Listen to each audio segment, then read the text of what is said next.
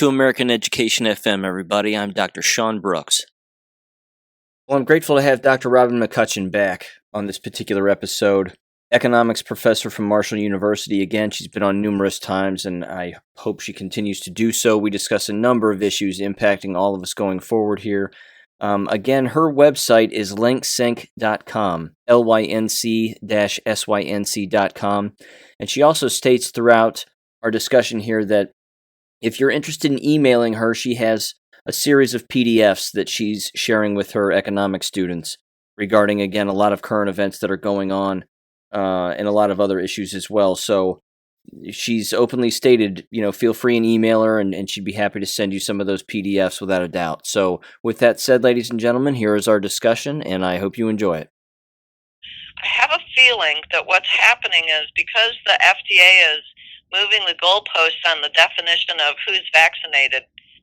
So I think I heard yesterday that the FDA said that now their new definition of fully vaccinated is, quote, up to date on all vaccines, unquote, or all boosters. So, 2 jabs plus a booster. And then I see that, was it Pfizer or Moderna was saying, now you need a booster every 5 months.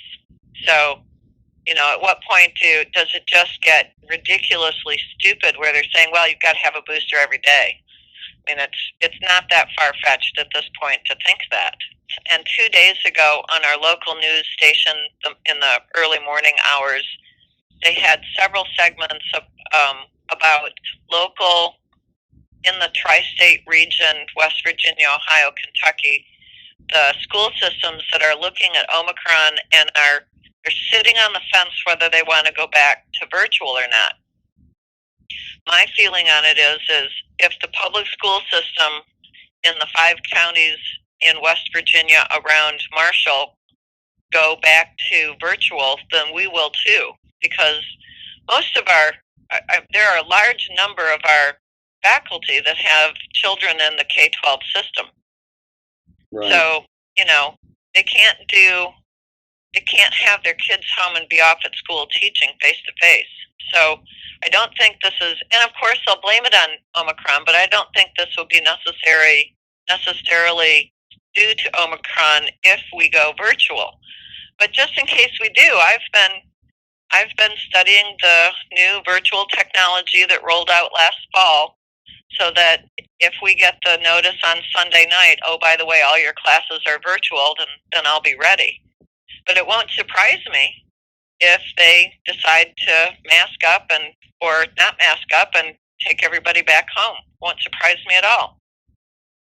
Yeah, those two bureaucratic dominoes of higher ed and of course K-12 education, which we've discussed at length, are just too close to one another. If one falls, they have to have the other one fall because, again, it makes the other one look like they know more than the other, and they can't have that. I don't know. I think at this point, spring can't come fast enough. The thing that worries me and that I have been concerned about since these jabs rolled out is how long, what is the number of months between getting the second jab and then the booster before people start falling ill because their immune systems are so compromised that they can't fight off the common cold.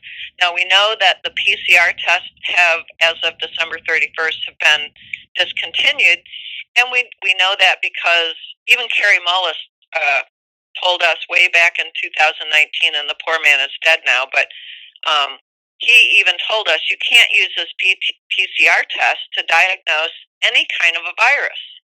Anything. It's not a diagnostic tool, but they used it anyway, ramped up the number of cycles so that they could scare the holy living bejesus out of us. And as the information has rolled out, it turns out that these PCR tests with their cycles ramped up to 35 plus, it was going to give almost 100% false positives, meaning it would tell you have COVID when you have nothing. I mean, I recall the YouTube video I showed of, I think it was the president of Argentina giving a PCR test to a can of Coke, and it came up positive. So, Yeah. Yeah. I mean, it's yeah, ridiculous stuff like that. yeah. And there are schools in California, a previous guest who listens to the podcast regularly, and we talk on a regular basis. He said that out in California they still have, well, they now have public schools that are forcing the N95 masks on everybody, children and staff members alike. And I just came across a thing today that said there are California schools that are sending home these saliva tests with students, upwards of 4 COVID tests. So it's as if everybody is illiterate out there. No one understands that none of this works, and they don't care. I mean, they're so deep in their own lie that they can't dig themselves out, and even if they could, they wouldn't, because again, they would look foolish in the process. Right. Right, exactly. And all they really want is power and control. They just want the sheep to submit and to, walk of their own volition into the chains of slavery. And I think there are a lot of people across the world, in America and other places, that are saying, no, I'm not going to do that. But what worries me at this point, because now we're into January, now we won't be able to avoid all of those illnesses in people who have been jabbed 1, 2, or 3 times, and it's coming up probably pretty quick here to the 4th time. And how many of those people are going to fall so desperately ill that they succumb? I mean, we only have about 500, and I'm guessing 550 professors, and that's probably on a little bit of a high range here at Marshall. How many of them have to go down before somebody says, whoa, what's going on here? I mean, one of the reasons that I contacted you is because we had both read that interview of the One America insurance company over in Indianapolis that said the CEO said they have noticed in Q3 and Q4, Q4 is coming out soon, but Q3, the number of deaths among the people age 18 to 64 is up 40% in excess of what's normal. Now, having worked in that in industry as an actuarial technician, I can tell you that those actuaries have mortality tables going back probably 150 years. And in this particular case, One America has mortality tables going back to 1887. And so what this means is that if we were experiencing a pandemic, the normal excess death rate among that age group, 18 to 64, would only be up 10%. So this guy is saying this is a 1 in 200 year event.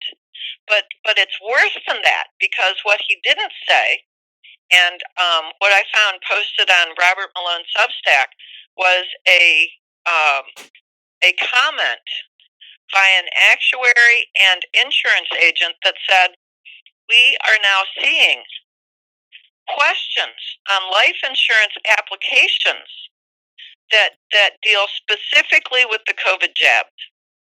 Have you had a diagnosis for COVID-19, SARS-CoV-2 in the last 12 months, in the last 90 days, in the last 14 days, etc.? And what this means is if these death rates are going up, that means that insurance premiums are going to go up, not just for life insurance, but for medical insurance.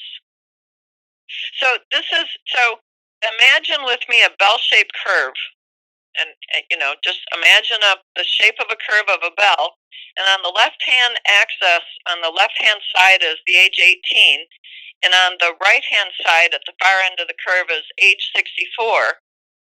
And that's the average number of people. The height of that curve is the average number of people in the labor force.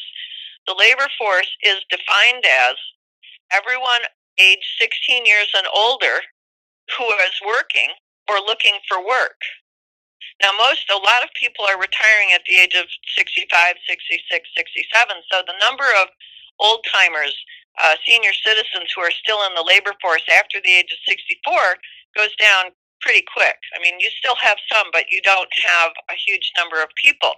So if you're looking at that bell curve, and that bell curve now shrinks in height by 40%, what you're talking about is a reduction in the labor force across the board. We are losing to death generational knowledge about how to do things. I saw Mike Rowe the other day on one of the mainstream media, and his comment was, and I'm going to paraphrase, his comment was basically that 4-year degree isn't going to do you a darn bit of good if you can't find someone to fix your car. So, we are looking at the knock-on effect of decades. Because if the person dies at age 18, they're not there to work their whole entire adult life, right? If they die at the age of 45, all that information that they have gathered as a worker, as an employee, as an entrepreneur is gone. There's nobody there to tap their brain to ask them, how do I do this thing that you've showed me 5 times already? So we're talking about a knock-on effect of a catastrophic event that has decades of fallout. And I think Cliff High has talked about this a few times on his podcast as well. Yeah, it sounds familiar. Yeah. And so one of the wrenches in those gears too, again, no pun intended, is that the business of having an apprenticeship these days is almost impossible, in particular when it comes to the necessary certifications that a person has to attain, or the necessary licensure that a person has to attain, even in the automotive industry. I mean, you can't, right, exactly. Unless you're doing it straight out of your own house. And even then, there might be bureaucratic oversight that has to take place. I mean, I don't know, but yeah, I mean, that's not good. I think you're right.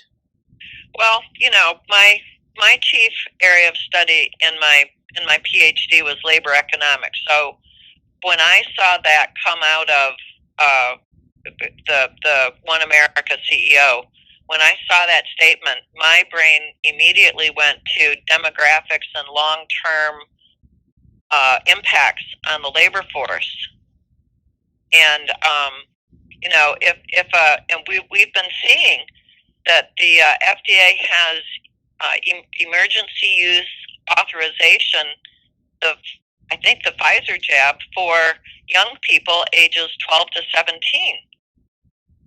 So, and we know that these jabs are bad.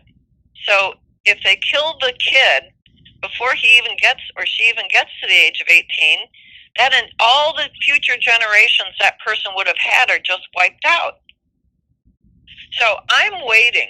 I'm not impatient for this by any means, but I'm waiting for the announcements to come through our university servers of this professor or that professor, or the spouse of this or that person, or some staff member somewhere has died.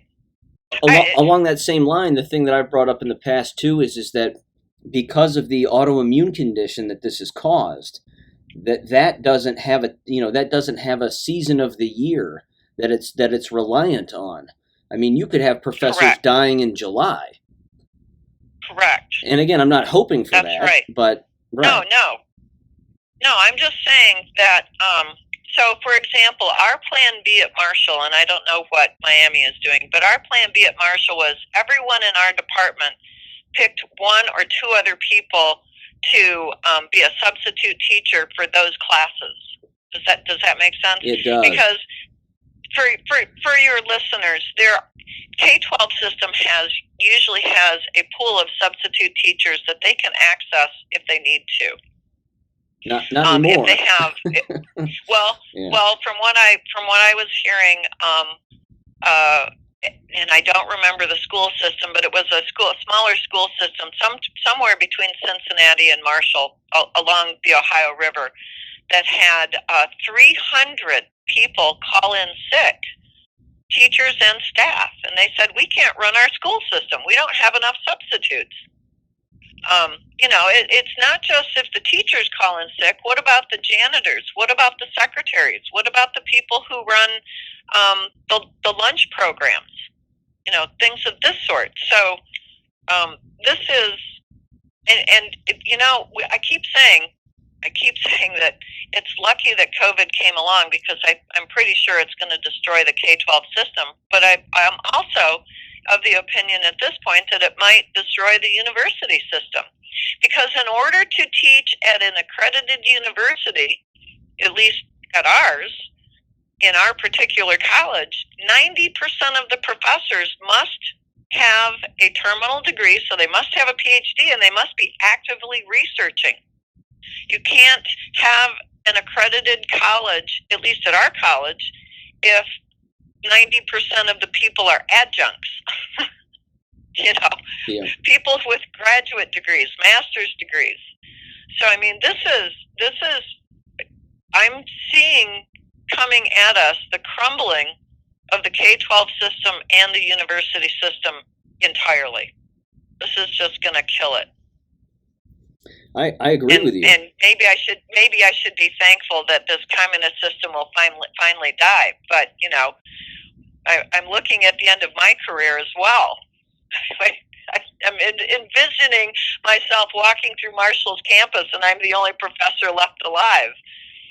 Sort of an end of the world scenario, but I'm just that's a poor joke. But my dad and I were having a conversation the other day, and he brought this up when he was still a professor, and there was a faculty meeting where he was in, and he stood up and he looked at everybody, and they were talking about money and enrollment and this, that, and the other, and he said, look, and at the time, again, he was the oldest professor in the teacher education department, and full professor, the whole thing, and he looked at everybody and he said, you don't understand what goes on in teacher education departments by themselves. They're almost a separate entity from all other departments. Most colleges and universities will have their business and their management departments, and they usually remain the same. So if all the other departments fall to the wayside, those are the departments that remain.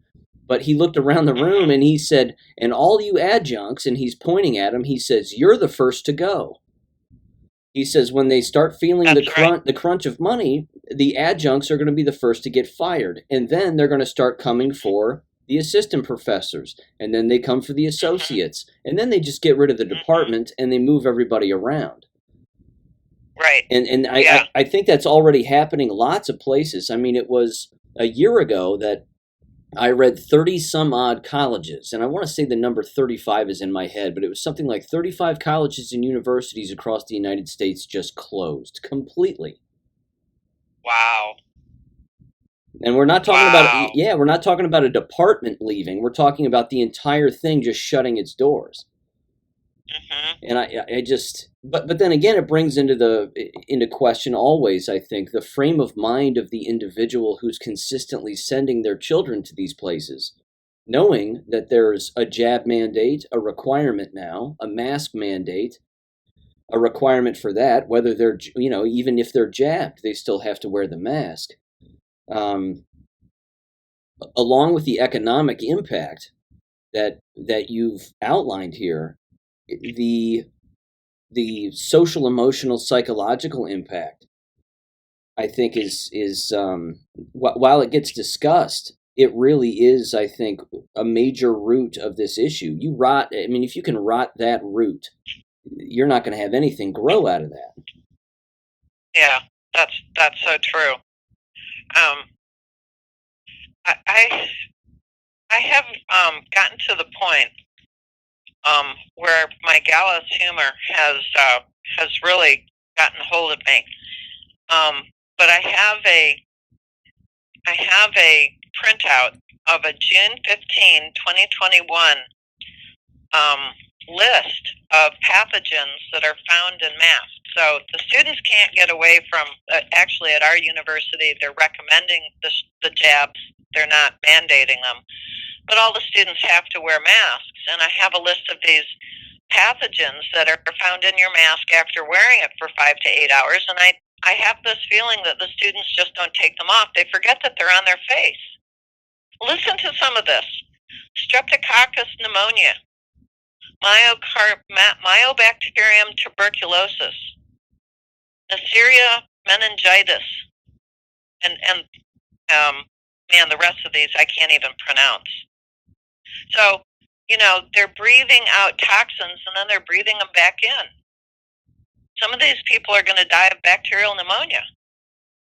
There are parents and people that don't even believe that the mask is causing oxygen deprivation. I mean, they actually believe that when a mask is being worn, that people are breathing normally. They still believe they still think that. I just refound from LifeSite website a list of 47 studies that confirm the ineffectiveness of masking, plus another list of 32 other studies of the damage done by wearing face masks. And the majority of these studies are coming out of the CDC, the FDA, the NIH, the NIAID, PubMed, Science Direct. These are true scientific studies, and they're all new within the last 18 months. So the evidence is out there if one cares to go look. I guess I don't understand, Sean, how it is people can be, I don't know, blind, fooled, conned, taken in. I don't understand. And I've been meeting more and more people in and around Marshall who are people who are seeking me out because of the podcast that you and I have done, or because of some of my other interviews with Dr. Janda and on the Quite Frankly show. They've been coming to me and saying, I know you have information. Can you give it to me? Or can you forward it to me so that I can go fight these mask mandates in the K-12 system? Because my 4-year-old, my 5-year-old, or my young child is now having difficulty learning when they weren't before. Well, if you reduce the amount of oxygen that you're breathing in by 40% because you're wearing a mask, and the N95 masks aren't going to be any better, you're still going to have reduced amount of oxygen getting to your brain. How idiotic can people be, teachers, to think that this is any kind of a healthy thing to do? I've watched students in my class fall asleep because they're not getting enough oxygen to their brains. This is taking a toll on me here. I'm on this subject and subjects surrounding this subject on a day in, day out basis. And the rampant child abuse that I'm hearing and witnessing and seeing, and like you said, just that mental total disconnect from reality is taking its toll, and it's dangerous. I'm hearing these people say what they're saying and consistently grasp at one lunatic fringe idea after another. When one falls through the cracks, they grab for another one. That is beyond destructive. And I'll give you one quick example. The school district here in town, they are allegedly doing away with their mask mandate as of January 10th because the superintendent has set up a jab day for January 8th. And wow. he of course believes that the jab seminars that he has, or the clinics, these death clinics that he has, which I bombarded one particular day, which was a lot of fun. But when I did that, yeah, it was a ton of fun. But I know that he believes that we have to get more people jabbed. I mean, he says it and sounds like an absolute lunatic when he's saying it. So Yeah. he decided to again make the mask mandate be lifted on January 10th, as if that would matter. And Right. now he's telling school building administrators that if they want to segregate their students from the masked and the unmasked, that they have to find a way to do that. Oh my goodness. Talk about discrimination. Maybe you suggest to them when you go to another one of their council meetings that they just put a great big yellow six-pointed star on the unjabbed. Maybe that would get through to them, although I doubt it. I think the mask has pretty much accomplished that, but yeah,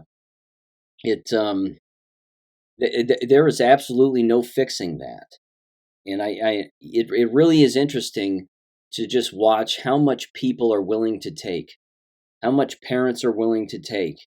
They're going to have to end up with a dead kid, and even then, Yeah. Even then, it won't change their minds in some cases. Well, by then their child is dead. Doesn't matter if they're and so many people, I think, just don't want to be wrong. I heard something once, and I don't know, I can't quote you who said this, but I heard once that more people fear to be wrong than they fear public speaking or death. They don't want to be wrong. Yep. Because then that means that they have been in some way connived or taken in or hoodwinked, and they would have to go back and reassess their values, what they thought was true. And so many people, that's such a part of who they are, their self, that they would rather just keep on being wrong than to have to say I was fooled and everything that I believed is wrong, and to reassess. So I don't know. I do know that the FDA emergency use authorized the Pfizer jab for 12 to 17-year-olds. So that means it can't be mandated. They can't mandate it. I mean, aren't we supposed to have? Isn't the Supreme Court battling this out just today? Whether these jabs can be mandated? Yeah, from the federal level. Yeah. Yeah. Yeah. There's some hope, though, because there are people who are fighting against this. Rainer Fulmich, a German lawyer who's also, I think he's also licensed to practice law in, I know I'm going to get this state wrong. I'm going to say Arizona, but it might be some other state. So don't quote me on the U.S. state where he's also licensed to practice. But he and a group of other doctors and lawyers are taking to the International Court at The Hague a lawsuit against some notable people, Fauci, Bill Gates, etc., Klaus Schwab, I believe is in there, named for crimes against humanity for developing and pushing these jabs. Now, an interesting little tidbit that I found on one of Fulmich's websites is that he's been in contact with Dr. Mike Eden, Yeadon. Mike Eden is a former vice president of Pfizer, who showed Fulmich and his group that the batches that are coming out of Pfizer, I'm just going to read you what it says here. Fulmich said Dr. Mike Eden showed how they used batches within batches to try out what kind of doses are needed to kill people and maim them. From a legal perspective, it is inescapable evidence of premeditation. Once there is evidence of premeditation, there is no immunity for anyone. And so when I was listening the other day to Robert Kennedy Jr. talk about why Pfizer and Moderna are going after getting EUA approval or just approval for these jabs for children, is because once they can get approval for the jabs for kids, their liability They have complete immunity from being liable for any adverse effects or death from these jabs. So that's why they're going after the kids, to get approval for their jabs. Not just EUA, not just emergency use authorization, but full approval. Except that if they know, if it can be proved that these pharmaceutical companies deliberately made these jabs poisonous so as to maim or kill people, then all liability is gone. They're going to be fully liable. In fact, what Fulmick said was, what Mike Eden came up with is that there's a 1 in 200 chance that you're going to run into one of these dangerous batches or lots. It's like Russian roulette. Dr. Wolfgang Wardarg said, it's not Russian roulette, it's a trial. It's planned. The batches are sent somewhere, they're used, they're registered. What they've also found is that when one company, say Pfizer, BioNTech, are up to something, the others will keep quiet. The others won't do the experiments, but then they'll step up and do something, maybe it's AstraZeneca or some other company, who want to try something out within these massive trials. The doctors, I'll read this directly, the stupid doctors think they are giving the same injections, but it's not true. They're being misused for this very big trial where there is no ethics committee. And did you hear the Joe Rogan podcast on December 30th with Dr. Malone? Yeah, I listen. Dr. Robert Malone. I listen to parts. I've heard so much of Robert Malone now that, I mean, he's repeating himself. But right. But I'm glad he was on, because again, a lot of people listen to Rogan, who aren't tuning in to hear this kind of information, and they got hit over the head with it, which is great. Right. So, but Reiner Fulmick's point is, it makes it easy for any lawyer in the world to show intent. It is inescapable. From these graphs, you can show intent. They are deliberately using different dosages coordinated with each other so that they won't interfere with each other in order to try and find out what kills the best or maims the best. Once you arrive at that conclusion, the floodgates are open, at least in the United States, for punitive damages. So I think we're getting to the point where some of these lawyers and doctors very bravely and courageously, like Malone and Fulmick and Wodarg and Tom Rentz out of just north of us in Ohio, who are coming out and saying these jabs are bad. You have to stop using them. And they're going after companies, and pretty soon they're going to be going directly after the pharmaceutical companies. Because if you can show intent, it doesn't matter what drug was approved, they're going to pay. They're going to be destroyed financially by the lawsuits that will be coming out.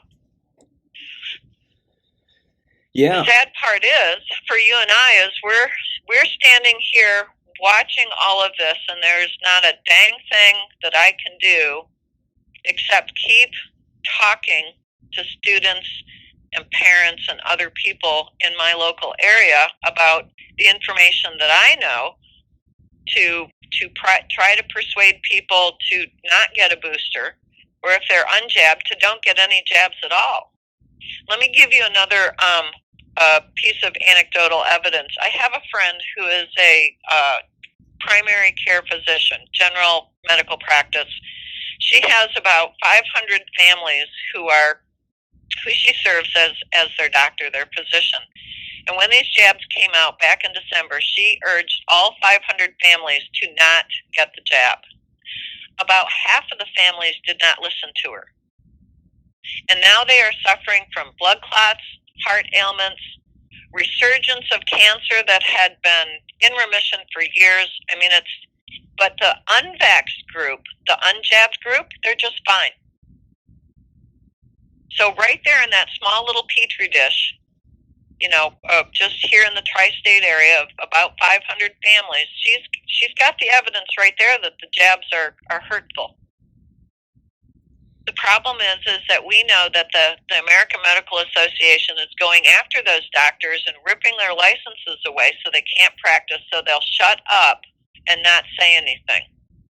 And we haven't even talked about the incentive for the hospitals. I just downloaded the other day I'm looking here. I'm trying to find this long document. It's a long document from one of our government agencies when they put through the CARES Act. Do you remember that? Yes. There was about 25 or 30 pages, sort of in the middle of the document, that described the incentive to hospitals and doctors for any admission to a hospital that was COVID-19 related. The hospital got a kind of a premium bonus.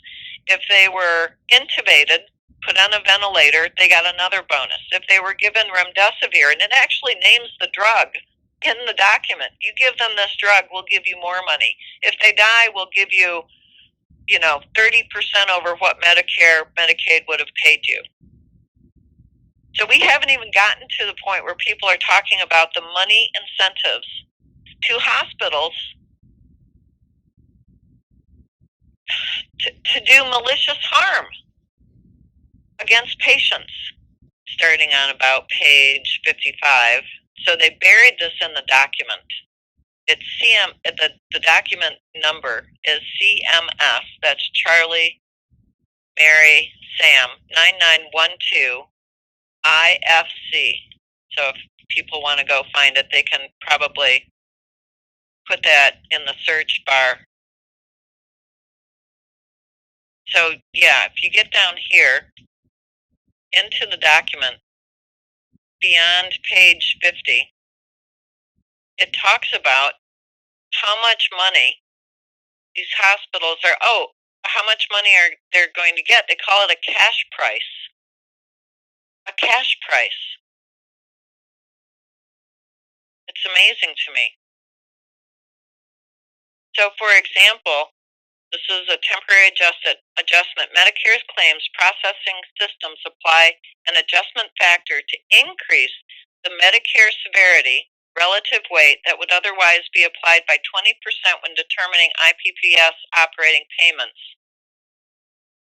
So they're eligible for the 20% increase in payment. 20%. Now, I don't know if most of your audience knows, but when a doctor or a hospital submits a bill to Medicare, most of the time Medicare has a prepayment schedule. In other words, the doctor or the hospital knows they're not going to get the full payment because Medicare is only going to pay a portion of that, sometimes as little as 50% of whatever the doctor or the hospital submits as this is the amount of money we need to have for this particular patient. But instead of only a portion, they're taking the whole payment plus 20%. Incredible. It's abominable. Yeah. Absolutely abominable. It's almost like they actually wanted people to die. Yeah, it's almost like it's being done on purpose. Isn't that odd? Isn't it odd? And here on the document on page 55, they're saying I'll translate. It says two drug and biological products are COVID-19 convalescent plasma and Veklury, which is remdesivir. And according to my general practice doctor friend, the nurses have renamed it "Run Death is Near." Yep. Because it's designed to kill your kidneys, which, if you kill the kidneys, the patient generally dies. So people can go look this up. It's a 241-page document. The document name again is CMS 9912 IFC, and it will put you to sleep. It's so dry bones. But if you type in your search bar cash, you'll find that's where everything starts for how much the hospitals are getting paid for. Really, in my opinion, is malfeasance in medicine. So I think a lot of this information is coming. It's very slow in coming out, but it will come out.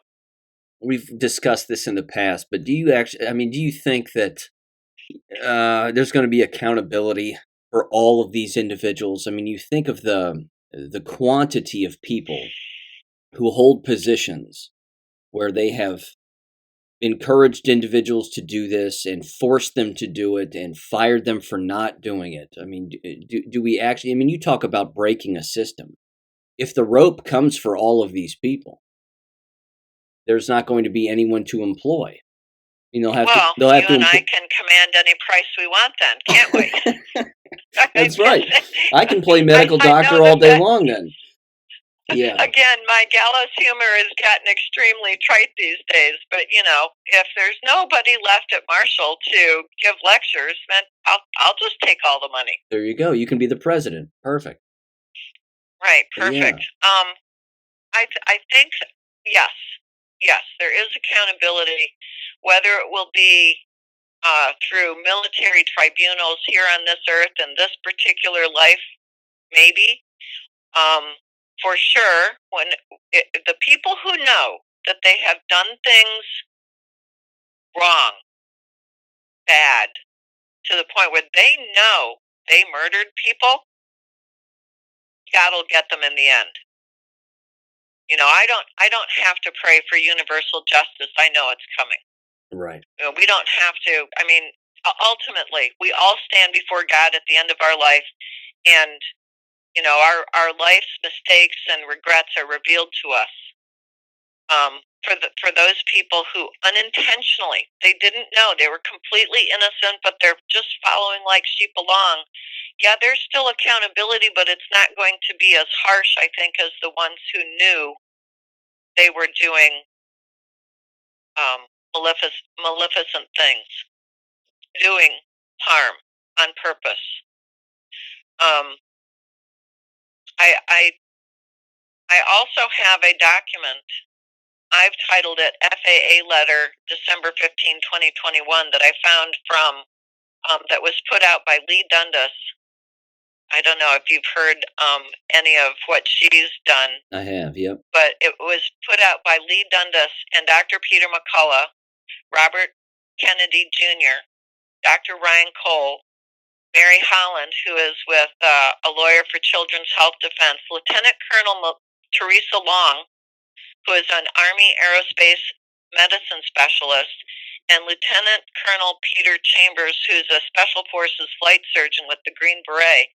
And they put this letter out and basically told the FAA and all of the heads of the large airline carriers, American Airlines, Delta Airlines, United, Southwest, and Alaska Airlines. They've also titled this, they've sent this to the FAA Administrator Stephen Dickinson, U.S. Department of Transportation, U.S. Department of Justice, and these insurance companies, AIG, Global Airspace, Star Aviation, Phoenix Aviation Managers, and a couple of others. And they've basically said, notice to FAA that pilots are operating commercial aircraft in contravention of Do Not Fly Regulations, Title 14 Code of Federal Regulations, Section 61.53, and associated guidance, which disallow medical clearance of pilots who has injected non-FDA approved medical products such as COVID-19 vaccinations. So, it's no mystery to me why these airlines are canceling flights left and right, because they have been basically put on notice that they will be sued into oblivion if they're flying pilots and flight crews that have had these jabs, because the jabs are not approved. The thing that was approved on August 23rd, 2021 was a product called Comirnaty, and it was a biologic license application. Comirnaty is not even produced in the United States and won't be produced at all in the world until 2024. So the FDA, BioNTech, Pfizer jabs are still emergency use authorization only. Now, see, I'm going to interrupt you real quick. You talk about the rope and the rope coming for people. If you listen to talk radio or you listen to iHeartRadio, in the commercial breaks, they will tell you that Comirnaty exists and that we should ask our doctors for it. No, it doesn't. It's not even being produced. I know. It's not even. It was a BLA, a biologics license application, which the FDA approved the application. Correct. It didn't approve the drug. Correct. It's not even. It hasn't even been made yet. So there was this sleight of hand about 6 weeks ago, where the FDA just started calling the Pfizer BioNTech drug Comirnaty. So all of these people in these agencies, the CDC, the FDA, who are knowingly, I've got to edit my language here, who are knowingly pulling this horse crap on us, I think that they, one and all, have to be punished. And the entire, before we send them to God. Yeah, and the entire media apparatus. Oh, yeah, the, and they're the Cumulus Radio Network, I mean, all of it. They're roping people in with one false commercial after another. It's certainly next level manipulation and psychological operation, no doubt about it. And we just heard that Canada said their military is deliberately doing these propaganda campaigns in order to scare people to going in the direction they want the people to go, like you would a herd of sheep. Yep. They're doing this deliberately. Yep. And another thing along the lines of the pilots, I also read this other thing just the other day about how these pilots that don't want the jabs, or pilots that are striking, or even the pilots who have been jabbed are still flying. Both categories of individuals are making errors in the cockpit. Right. So you have the individuals who have been jabbed who are making errors, mental errors behind the cockpit and behind the wheel, and then you have those that have not had the flight time are making errors behind the wheel because, again, they don't want to be jabbed and they're not playing the game.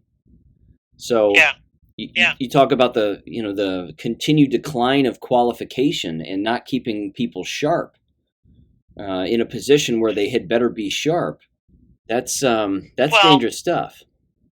In my family, my dad was a pilot. Now he didn't fly commercial, but he flew a lot during World War II and later. And I'm trying to imagine. Imagine. So you were pretty young, probably in 1970, when the plane went down carrying the Marshall football team. I wasn't born, but I'm familiar with it. Yeah. Well, around here, it's pretty well known, and that was pilot error. The pilot literally ran into the side of the mountain in a rainstorm. But imagine a 757 fully loaded, and I don't even know if I know how many people can fit on a 757, but I'm pretty sure it's around 350 people. Imagine a pilot who has been forced to have the jab and forced to fly and has an aneurysm midair. If the co-pilot can't take over, and yeah, I know all about autopilot, but that only works, for a little bit. If you don't have somebody to take it off, the plane is coming down one way or another.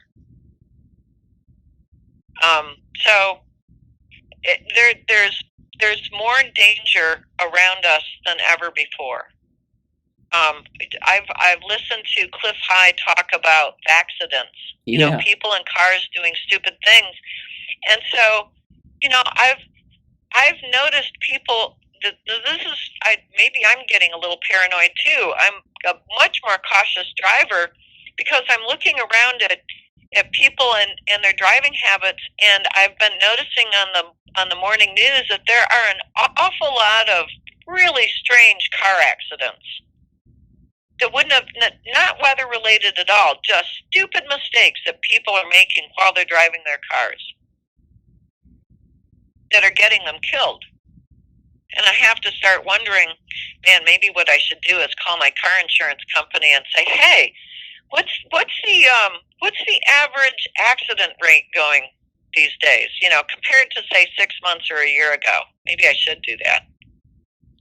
See if somebody will fess up. No doubt about it. And according to the the One America insurance guy, it's across the board. It's across all avenues of insurance, across all companies. Right. Well, it has to be, right? Because if you've medical insurance is often tied to life insurance, death insurance. Yep. So I'm waiting for that notice from my own car insurance company that says, oh, by the way, there have been a lot more accidents in your area, so we're raising your premiums. At what point is the car insurance company going to want to know if you've been jabbed or not? So, I mean, this has far-reaching knock-on effects for years into the future. For those of us who are unjabbed, purebloods, if I can say so proudly, indeed, that we're just watching the collapse all around us, and it's like a train wreck. You can't look away, and it's in such slow motion that you can almost pick out the areas that are coming that are going to be damaged next. I think at some point there is good that's going to be coming out of this.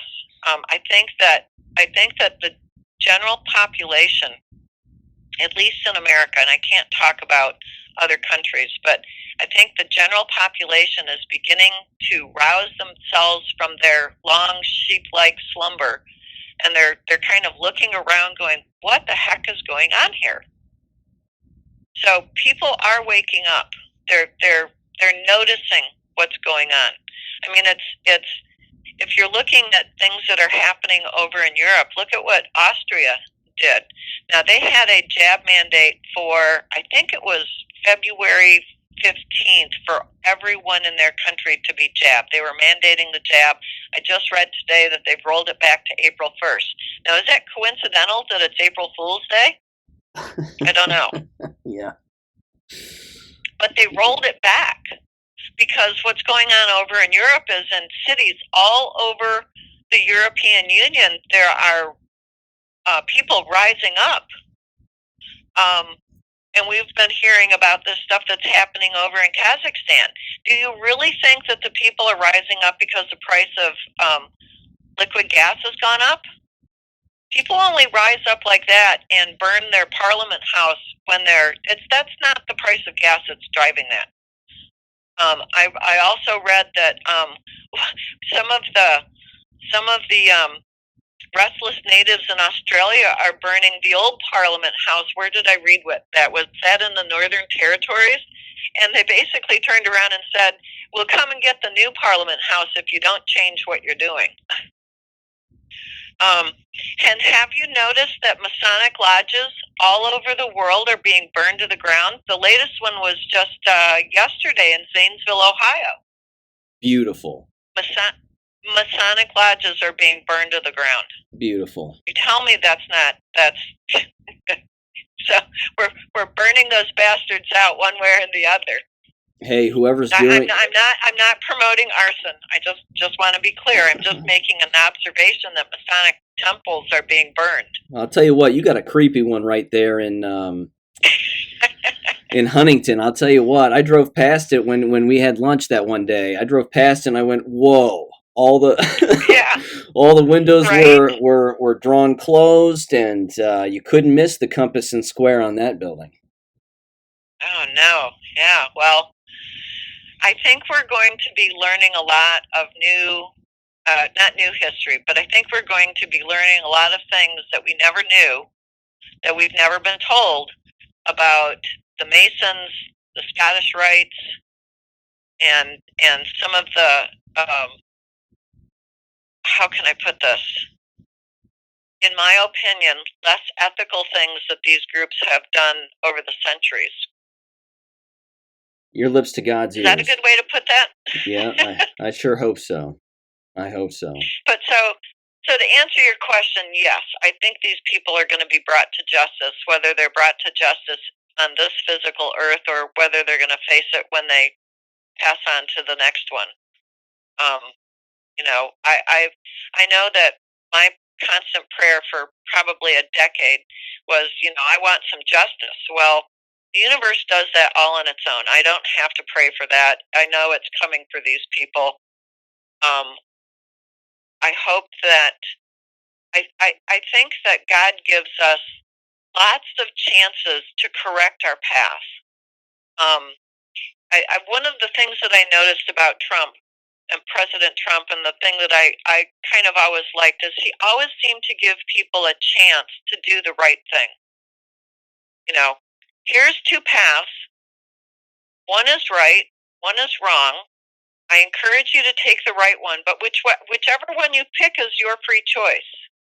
Oh, you picked the right one. That's great. Here's all the benefits to picking the right one. Oh, you picked the wrong one? Well, unfortunately, there's consequences to bad decisions. And that's just a basic fundamental law of the universe. It is one of the first laws of economics that there are consequences to your actions. You cannot make a choice without some kind of repercussion. So, the people that make the right choices have good repercussions. They have good consequences. I mean, even the Ten Commandments was God's way of saying you can do things the right way, and if you follow these 10 guideline rules, or maybe how about the 11th one, the golden rule, do unto others, you'll have good consequences in your life. But if you don't follow them, you're going to have bad consequences. You can't escape the consequences of your choice. Even not a choice is a choice. So I think that all around us, I think that God rules. He really does. And we're all given the chance to make right. We're given multiple chances. Because sometimes you're walking down a path and you go, I knew this was the wrong path. I'm just going to turn around and go back. I'm going to go back to that fork in the road and I'm going to take the right path. But see, that requires admitting that you were wrong in the first place, right? You have to humble yourself and say, boy, I really made a stupid choice back there. I'm just going to backtrack, eat some humble pie, say, yep, the people who told me take this other path were the right, they were right. I was wrong. I'm going to go back. And I think that God rewards that kind of self-reflection and self-humbling. But I also think that God says, oh, you've gotten all the way to the end of this wrong path. Well, there's consequences. Yeah. Tried to tell you. You didn't want to listen. And we're allowed to make these free choices because He has given us the choice all through human history. Even His laws are written down so that you can choose to do the wrong thing. I'll tell you what, I have an audio clip here that I think exemplifies everything that you just said right there. And I wanted to play it for you. It's about 2 minutes long. This comes from January 4th. The new Hanover County Board of Education, which is, I believe, out of Wilmington, North Carolina. And a nurse walks up to the lectern and she lays it on the school board, who are all masked. There's about 7 school board members who are all masked, and then I assume the superintendent is sitting there also. But give this a listen, and then I want to get your take on the other end. Okay. I'm Morgan Wallace. I'm a 10-year employee of New Hanover County. I worked in the cardiovascular ICU for 5 years. I was your last line of defense with COVID. We ran your heart and lungs outside your body with your chest open while you were bleeding on the floor. And what I realized was that patients were needlessly dying because of government's withheld policies for treating COVID. Everyone who died with COVID should be considered murdered. Early treatment has always been affected. I walked out of the hospital on the mandate day. I have my own practice, and I am the only person in town treating COVID patients prior to hospitalization. I also watched the entire staff at the hospital, including in my unit, get vaccinated and then get COVID, amongst all kinds of other ailments. You have now loaded your body with millions of spike proteins, and you are a ticking time bomb for cancer, blood clots, and whatever kind of ailment may come up in your body. And I'm tired of hearing people go and ask doctors, can they be treated for COVID? And their only option is a vaccine or go home or go into the hospital where you're not going to make it out. I will be happy to treat any one of you for COVID prior to going to the hospital because early treatment has always worked. I'm a member of the FLCCC Alliance, NC Physicians for Freedom, and the Medical Freedom Summit. And I would ask y'all to please stop choosing fear and putting masks on our kids. The vaccine is not going to work. Early treatment has always worked, and government mismanagement of patients is why people have died. And families have realized this, and they are rising up, and they are going to come after governments and the hospital. I was highly decorated and highly respected at New Hanover. I was the November 2020 Employee of Excellence, and I had a job opportunity this year from the chief medical director at this hospital, and I chose to walk out and stand up for what is right. So putting these masks on our kids is not going to help, nor is vaccination, and we all need to realize that. It is out, the cat is out of the bag, and people are speaking globally, including the inventor of the vaccine. And then they just sit there and, with their masks on and let her walk away, and that's it. Well, I think that we have some very brave men and women, and I think that there are more people every day who are being awakened from this brainwashing propaganda crap that we've been lulled to sleep on for decades through the media, through the entertainment industry, from our own politicians. And I think that brave individuals like her, I think when this is all over, we need to have a memorial for people like her who spoke out, who tried to wake the sleeping masses around them, who tried to save as many lives as they possibly could. It doesn't take any courage to remain in the herd. What takes courage and a stiff spine is knowing that what you're going to do and what you're going to say will, not possibly, but will turn the entire herd against you. It's like that scene in The Matrix when Morpheus tells Neo, all of these people are connected to the Matrix, and they're right now you're of no interest to them because they don't recognize you as an enemy. But as soon as they do, they're coming after you. So these people, like this wonderful nurse, people like Rainer Fulmick and you and Wolfgang Vodard and Mike Eden, former VP of Pfizer, people who are speaking out early and often and loudly and being defamed, denigrated, those are the real heroes. We need to strap on the full armor of God. We need to remember Ephesians 6. Strap on the full armor of God, which is just truth. Just tell the truth. And just know in your heart that God's got your back. You just hold your ground, and where you can, push the line forward. So hold the line, and where you can, advance. Yeah, no one ever said war was easy. No, it's not easy, and this war would be so much easier to fight if there were bombs and bullets going off all around us. We would know who the enemy is. But right now, there are a lot of people still stuck in the matrix. They're still connected. They're still asleep. They don't really want to listen. But that's okay. We are winning. And we're winning because, Sean, you and I are still talking on your podcast, which is still going out. The evil SOBs that are doing this to the world are losing the war. And they know it. And that's why they're all panicked. There's panic in D.C. Look at all that crap the Democrats tried to heap on the patriots of the United States yesterday. No, we're not taking it. We don't believe you. We know you're lying. Your lips are moving. That's right. Yep.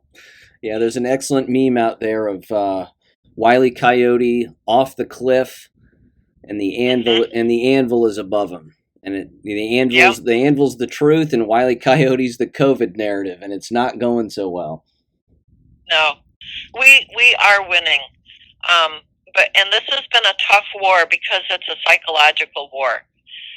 Those of us who are like you, who are dealing with this day in and day out, I occasionally will unplug. I will not go out. It's not very often, but I won't go out onto the internet to look at anything. I'll just occupy myself with some project I have inside the house, or I'll call a cease and desist on looking at any mainstream media. Now, I know that there are a lot of people who say, stop watching that. Yeah, well, okay, but you got to know what your enemy's saying. You got to know what your enemy is doing, which requires that you actually listen. But there are times that I call, nope, we're done, turning the TV off, turning off the internet. I'm just going to refresh myself with a little outdoor barbecuing, or, putter around in my garden, or pick up one of my crochet projects, just something, reading the Bible, just something to renew my own spirit and my own energy to know, yes, I know, God's got all this. We're just little pawns in the whole game. But each of our parts is important. It's really important that we speak the truth all the time, because we don't know. Something that we say is going to go into the ears of some student in my classroom that's going to turn around and say those words to parents or friends, and 3 or 4 people out, 5 or 6 degrees of separation. Someone's going to go, oh yeah, that makes sense. Yeah. So our job, even though I'm just a small peon in this whole war, my job is to keep speaking the truth, knowing that God's got my back, knowing that no harm is going to come to me. No harm is going to come to me, because we are all, each of us, God's children. And as long as we lean on Him, we're all good. Forever. I wanted to mention this too, just as a little side note, kind of a funny side note, but I know that we've mentioned Fox News on a consistent basis and criticized some of the things that they'll do and say there, because of course they're going along with all this as well. But I heard a clip the other day on the radio, and it was Dana Perino advocating for the jabs and saying, I kid you not, she actually said this. I wish I had the audio to play it, but she said that she has been double jabbed, boosted, and got the flu shot, and she feels great. I saw that. That was just last night. I saw that, and I thought, oh my goodness, I guess we're going to lose another one. Well, do you actually believe that? I mean, I don't believe her. Well, I don't know. I keep, it's funny. I saw piece of Trump's interview with who is that? Bill O'Reilly, where Trump said, "Oh yeah, I got the vaccine and I got boosted," and I thought, yeah, but which one did you get? We know that way back in March 2020, Trump came out and said, look, we know hydroxychloroquine works, we know ivermectin works, and the media slammed him down and shut him up. So I'm thinking maybe the jab that he got was HCQ or ivermectin, because we know that ivermectin and HCQ, as far back as 2005, was recognized by the NIH as a cure, as a vaccine for SARS-CoV-1. I've got the paper. I've downloaded it from the NIH's website, and it was co-authored by none other than Dr. Fauci. So he knows that HCQ and ivermectin are vaccines. They're vaccine, even though they are therapeutic, they are classified as vaccines. Now, do you happen to know off the top of your head when hydroxychloroquine was approved as a vaccine by the FDA? I think it was 2007, was it not? 1955. Good God. Oh, that's right. It was over 60 years ago. Yeah. Okay. Yeah. And ivermectin, if I go back and look, I'm pretty sure that ivermectin was classified as a vaccine as far back as the late 1960s. Wow. So we've had these two drugs as long as I've been on this earth. And it turns out, and I'm looking at this article that I downloaded, it's from May 2019. It was, received in 2019. It was finally accepted for publication in March 2020. Here's the title. Ivermectin suppresses tumor growth and metastasis through degradation of PAC1 in esophageal squamous cell carcinoma. Translation, ivermectin suppresses cancer. Yep. March 2020. So they've known, for all we know, these pharmaceutical companies have known for decades what cures cancer, but that's not going to make them any money. Ivermectin is pennies on the dollar per pill. And you can make quinine, which is the grandfather of hydroxychloroquine. We've had quinine for 200 years. Yep. You can make it at home. The pharmaceutical companies, all this, you just have to follow the money. It all comes down to power and control and money. That's why these pharma companies are doing this, in my opinion. The liquid version of the hydroxy got rid of my cough, so there you go. Yeah. Well, about once every 6 months, we make some fresh quinine, and for about a month, we'll take a tablespoon every day. And it's I think what it is just a high-powered vitamin C. You know what? I had a listener to the podcast email me, bless her heart, and she said, I'm hearing you talk about your cough and the different treatments that you use. She said, give the liquid hydroxy another go. And I said, how, what's the dosage that you were using? Because I was using, again, a teaspoon or a tablespoon a day. She goes, no. She goes, you got to take like 4 to 5 gulps a day. Yeah. Full gulps, and do it for a week, and then see how you are. And sure enough, I did it 4 or 5 gulps a day for a full week, and it was gone. Yep. Amazing. Yep. And now, how mad, how pissed off are people going to be when they find out that the pharmaceutical companies have known for decades how to cure cancer? My dad died of cancer. That's not going to make me too happy, knowing that they knew how to cure it. And I think the nurse that you played the recording of, what's going to happen when people's children are dying because they're getting these jabs, and it's been promoted by school administrators or school teachers or hospitals, doctors, nurses, and so forth. So the answer to your question is yes, these people will face justice. I'm hoping that it's a reasoned, not I think not vendetta. Yeah, right. I think it has to be public. I don't think it's got to be public. Absolutely. Hiding this at this stage of the game with the loss of life, doing it behind closed doors or making it secretive. Well, all of a sudden, Anthony Fauci just got sick, and he his heart quit because he cared too much. If that ends up being the story, there's going to be hell to pay. No, these people have to be held account publicly. There've got to be public trials. And I hate to sound bloodthirsty, but some of these people, they have to be publicly executed. I'm not generally that bloodthirsty, but in order so that we can never do this again, and that was why we had the Nuremberg trials, right? To force into the open the atrocities that happened in the German concentration camps and the Japanese concentration camps, to force into the public eye these atrocities so that we would never again, as humanity, either allow it to happen or be blind to when it was happening. That was why we had the Nuremberg Code that came out in 1947.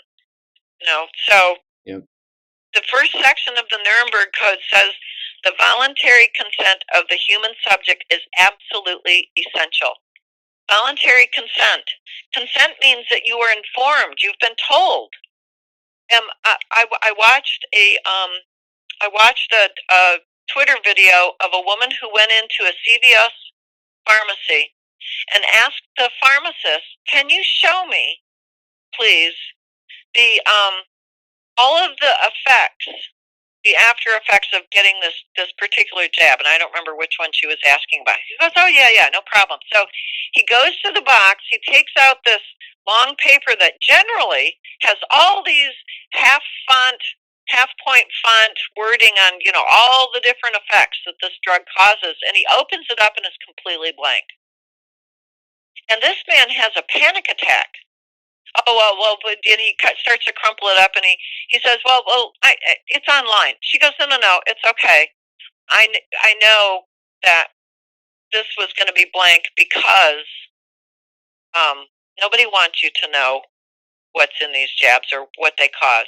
I mean, this man had a moral dilemma in plain sight. He says, I can't actually give these vaccines out if I don't know what the effects are going to be. And I thought, that's right. Yeah. This man had a moral compass breakdown, right on the video. And he even started to back up.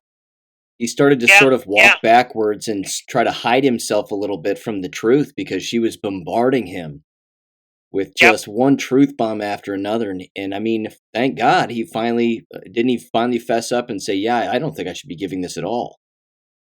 Yes, that's what happened. So, that's the kind of second chances, third chances, 10th chances that God gives us. That man won't be able to be a pharmacist much longer, or at least, he won't be able to, in good conscience, recommend the jab to anybody, because now he knows he's doing the wrong thing. And at least that man has a conscience to irritate. So you're right, though. There's more evidence every day, which is a good thing. Yes. So the truth is coming out. Eventually, we will be beyond this. Right now, it's tough on the people who, like us, who are looking around, and we're sometimes feeling just a little hopeless or helpless. But just keep looking. You will find those droplets of truth. For anybody who does watch Fox, watch them in the morning from 6 o'clock to just about 8:30. I've noticed for the last couple of weeks they are dropping truth bombs. And now it's something else that maybe a couple of extra eyes can look at. I've also noticed that in the last 2 days, Ainsley Earhart doesn't really look like herself. She looks computer generated. So maybe your audience can take. No, I'm serious. She looks computer generated, and so does Steve Ducey. And I have a good TV. It's one of these high quality, teeny tiny little pixels. And I'm looking at this going, I don't know if this is a deep fake or CGI, but that sure doesn't look like her. Yeah, I'll give it to this. She certainly looks like, much like the pharmacist, she looks like she's coming to grips with what she has previously said in the past and what she's, the current state of affairs. I remember you brought up once that they put her they put her in a segment where she was interviewing, was it firefighters that were saying that they weren't going to take the jabs and they were willing to lose everything so that they couldn't take the jabs. You said the look on her face was priceless. Oh, and then she interviewed 2 moms. Both of them had that was it. It was degrees. The moms. Yeah. It was 2 moms, and they said, this is an experiment. I'm not giving it to my kid. And poor Ainsley just looked lost. Yes. Yep. So for your listeners, and, it'd be, maybe I'm just nuts. It could be I'm just crazy. I'm seeing things, but 2 out of the 3 of those people on the Fox and Friends in the morning don't look real to me. Now I know that we had an interview back in the fall when I said, man, they don't even look like they're on the set. Literally within days after your podcast come out, the 3 of them, Ainsley, Steve, and Brian Kilmeade, were saying, look, see, we're on the set. Yeah, we're here. Yeah, I know, but you weren't last week. Right. Yeah. So maybe some of your listeners can. It's okay if they say, McCutcheon, you are off your rocker on this one. Hey, but I'm gonna tune in. Don't look real to me. I'm gonna tune in. Why not? And this morning they were hurling the truth bombs left and right. So I know that Fox is been named, what is that, controlled opposition? Yeah. But if you are looking at the demise of your career, would you not say some truth bombs? I also read that Joyless Reed on MSNBC is about to get canned, so I'm kind of waiting to see if that happens. Wow. And we know that CNN was purchased by somebody new. I want to say his name is Jeff Warner, but I might be wrong about that name. But I know that the new owner of CNBC is saying, I think we're just going to go back to telling the news. And I'm wondering, when is that going to happen? I think they have to burn as many bridges as they possibly can first. Yeah. So. Yeah. They need to do some serious soul searching, and they need to boot out all the people who are part of the propaganda network, and they need to get back to just telling the truth. So I think we're seeing some good things, Sean. I'm still hopeful. I have not packed my bags and run for the hills. I'm still here. For the people in your audience who are at university teaching, or who are going to be students at university, I have an arsenal of NIH, CDC, FDA, scientific research that's come out over the last 18 to 24 months about what's going on with COVID and the jabs and masks, and district court and appellate court and federal court conclusions about these mandates. And I'm loaded for bear. I am loaded to start raining down some truth bombs of my own when we start back to school. Can they find that on your website? No, but if they contact me through Marshall, I'm easily found at Marshall. If they contact me there, I'm happy to forward PDFs. Excellent. Documents. Very good. Yeah, but I've got all of this. I actually have it posted for my own students to browse through at their leisure,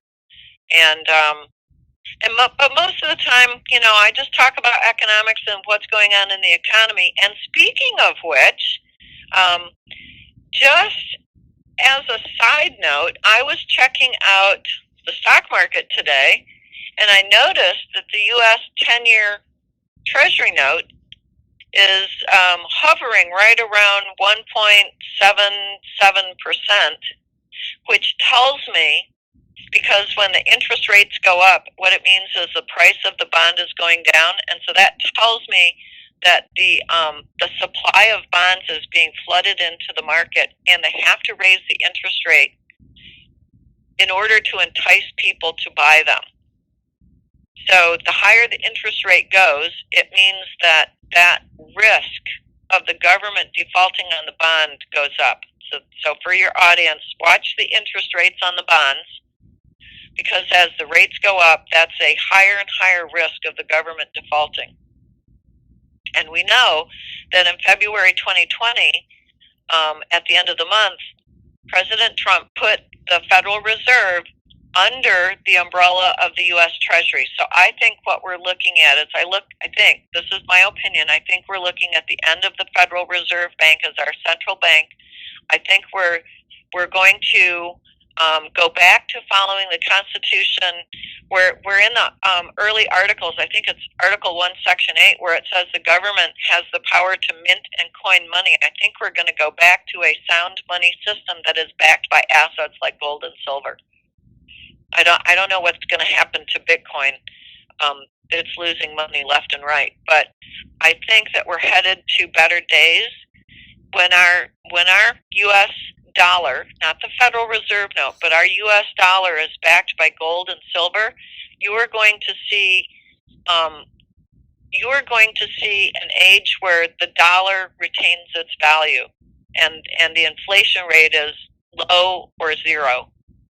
And so I think we're looking at the end of the Federal Reserve System. I think if you look around the world, Ecuador has already gone to a Bitcoin-based currency, and I think that we're seeing around the world governments being cast out that are shady governments. Are being cast out, and people are rejecting the central bank type of money supply system in favor of an asset-backed currency. And so I think we're looking at the end of the deep state that controls money in countries, because I think around the world these central banks are going to be kicked out. No one's going to want to deal with them. No one. Yeah. So there are good days coming. I don't know when they'll be here. For the people in your audience who want to be prepared, my suggestion is this is not financial advice. This is just a suggestion, is to be prepared. You know, if you can buy a little bit of silver, buy a little bit of silver. The coins, gold if you can. You know, my great-grandmother and my grandmothers and all the women in my family back generations prepared every summer for what everyone knew would be winter. So, you know, we had big gardens, we canned foods, we would be called preppers these days. So prepare. And then that way, even if nothing happens, that gold and that silver is still going to be valuable to pass down to your children and grandchildren. Does that make sense? It does. When my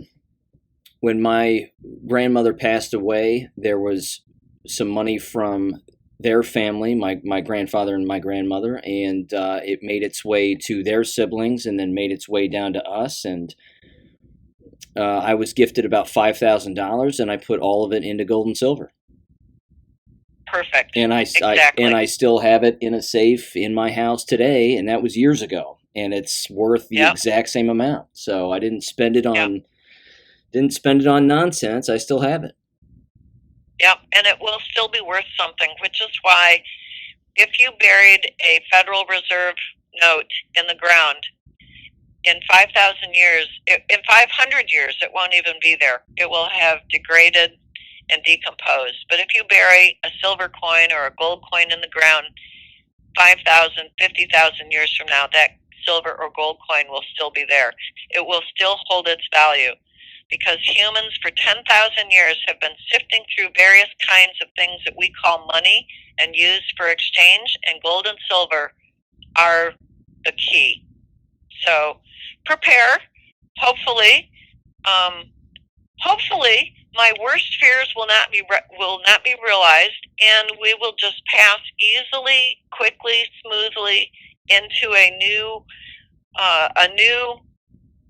world, a new economics, and I think that I see good things coming. I think that we just have to hold on to the roller coaster ride and see this through. And at some point, the people who are doing bad things, the deep state, the black hats, at some point they're going to be outed. People will know who they are. They will stop following them, and the black hats will have no power.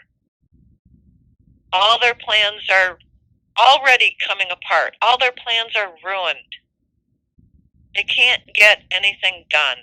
I mean, even look at what our legislators in Washington, D.C., the only thing they were able to get done is to pass, in 2021, to pass a bill that funded the military and then to refund the military for this year.